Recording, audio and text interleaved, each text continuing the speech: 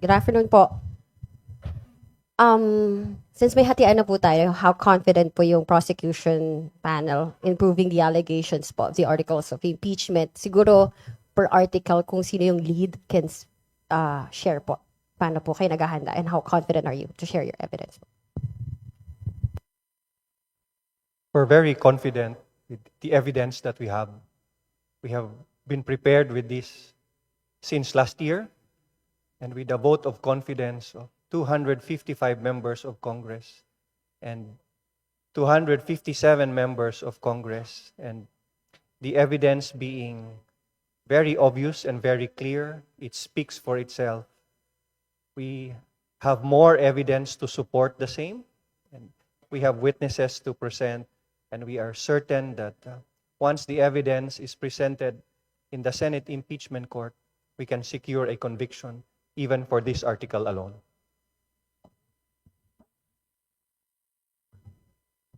Okay, on unexplained wealth, no, nakita naman na po natin yung body of evidence during the course of the House Committee on Justice proceedings. We don't want to discuss further yung po mga detalye as before because we are within the impeachment trial process already. But yung po mga dagdag na mga ebidensya which did not get disclosed during the course of the committee proceedings, we will seek to present it during trial. Kasama po dyan yung unsealing of the BIR box. Kasama din po dito yung pagbubukas ng pong bank accounts ng pong mag-asawang Duterte Carpio. So, given the entirety of the body of evidence that we had seen, tingin ko naman po on unexplained wealth pa lang po, we can secure a conviction of the Vice President. With respect to the articles regarding the bribery, ito naman po ay nakita na natin during the committee hearing of the good government during the 19th Congress. And ito rin po yung magiging presentation natin. But of course, since the impeachment court had already convened, we are barred from discussing about the merits. But rest assured, everything will be according to kung ano man yung plan tsaka legal strategies na amin pong gagawin. Salamat po. For confidential fund, we wish to express our confidence in proving this article, establishing the guilt of the respondent. We have seen the evidence already. As a matter of fact, as early as during the 19th Congress, during the inquiry in aid of legislation of the Committee on Good Government and Public Accountability. You will recall the testimony that was presented by PSA about the fictitious names appearing in the documents evidencing payment. You will remember also the testimony of the NBI about the signatures, which appear to have been authored by only few number of persons. So we can also include the notices of disallowance recently issued by the COA, as well as the denial of the appeal of the respondent vice president, which means they are affirming the 73 million notice of disallowance for 2022.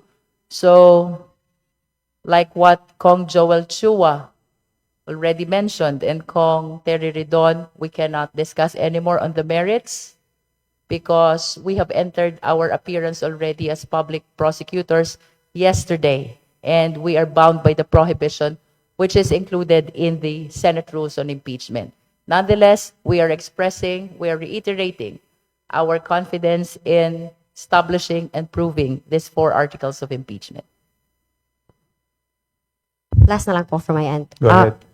Chair, can you also divulge na po kung pwede, kung sino yung mga private prosecutors, napiling mga spokesperson, impeachment managers, and also you mentioned during your opening statement, let us all be reminded that yung forthwith, it's not only the convening, it is the trial that is mandated. May fears po ba, may concerns po ba tayo na harangin pa muli yung trial?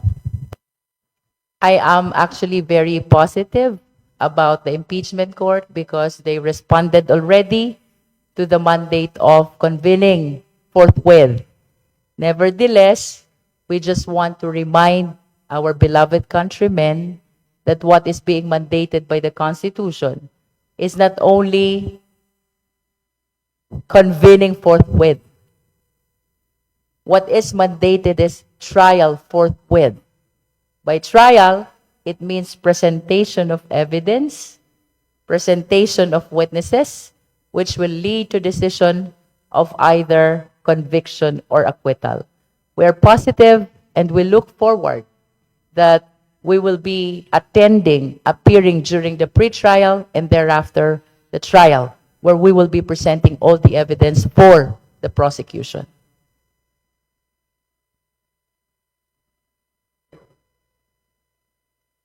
Well, I understand that Rene Co already mentioned publicly that she's one of the talking heads. And I wish to include the name of Congressman Zia Adjong. Congressman Zia Adjong. So there are two of them who at this time will be speaking for the House of Representatives panel of prosecutors. Right now, we are calling them talking heads of the House of Representatives. We will see if later on we will be engaging a separate person to appear as the spokesperson for the panel of prosecutors. And then about the private prosecutors, we're still in the process of finalizing them. But as soon as we are done finalizing the list of private prosecutors, we will be sharing this publicly. About the impeachment manager, I cannot comment yet. We are just helping each other without any designation. But let's see if in the future we will come up with a person who will be designated formally as the impeachment manager.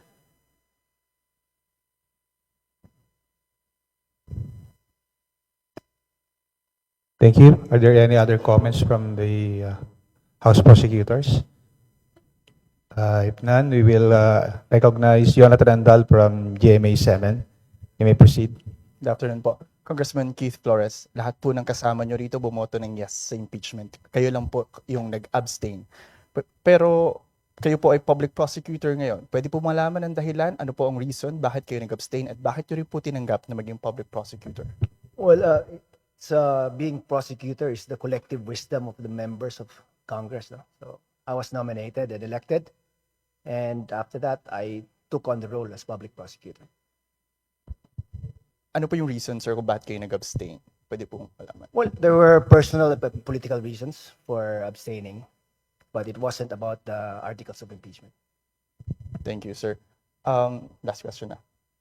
Ma'am, can you walk us through sa magiging sa proseso ng pre-trial stage? Ano ang mga mangyayari doon? Gaano katagal ang aabutin nito bago tumungo sa mismong trial?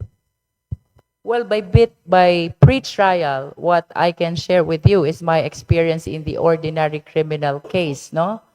There will be stipulation of facts, there will be submission of the name of the witnesses, and submission of the documents to be presented. But we have to know yet as to what will be the rules of the impeachment court with respect to the conduct of the pre-trial. I hope that we will be given the opportunity as well to participate in coming up with these rules which will govern the pre-trial of this impeachment proceeding. Last na po.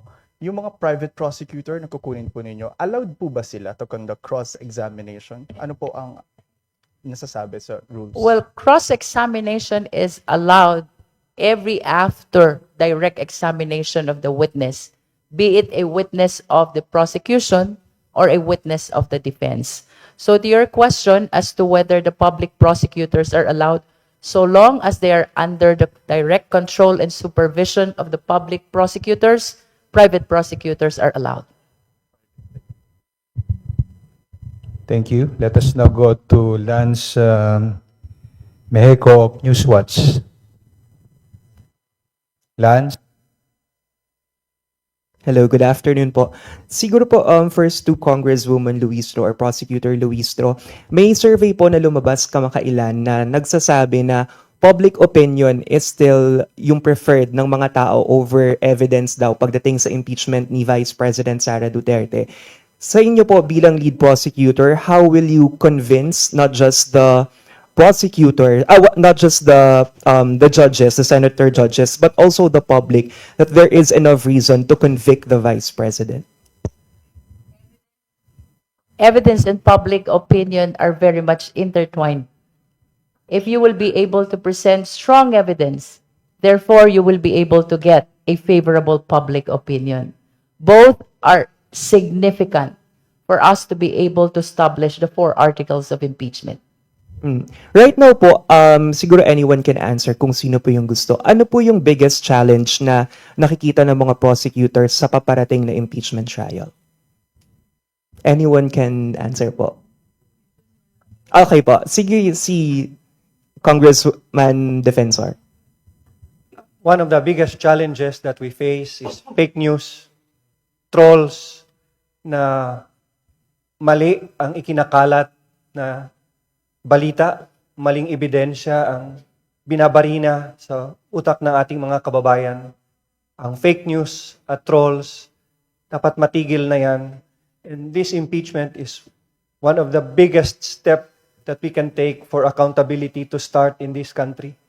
Pero dapat ma-overcome din natin ang fake news dahil hindi natin maaabot ang katotohanan, hindi lang sa impeachment na to, but truth in everyday living kung hindi natin ma-overcome ang fake news at mga trolls na umaatake, hindi lang sa House of Representatives, but to truth itself.